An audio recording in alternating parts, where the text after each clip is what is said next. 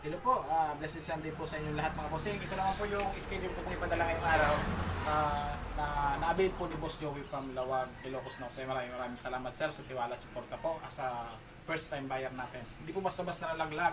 Sa nagtanong po kung ano pong handle natin, sungay po yan. Natural color po yan at nakatagos po tayo. Sa handle, size cover naman po is natural yan mga bossing. Kaya po mga nilalabas natin. Yan po yung blade natin. Kinukri or garab, parang gano'n na nga mga bossing. Yan, baliktaran po yan. Saktong-sakto sa kamay. Molly po itong gamit natin at naka-center edge at nakasubo po sa langis. Subukan natin si sharpening test para masilip po ni Boss Joey. Yan, ganda ng hiwa mga boss. Kahit sa dulo po. Yan, kahit sa dulo. Ganda. Subukan natin dito gaya ng dati po na ginagawa natin para masilip po ni Boss Joey kung razor o good pa yung talim nito. Yan, kitang-kita naman po na clean cut po yung cutting natin.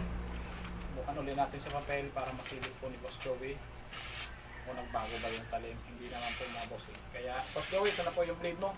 Maraming salamat po sa tiwala at suporta. Yan, hindi po basta-basta nalaglag. God bless po and peace.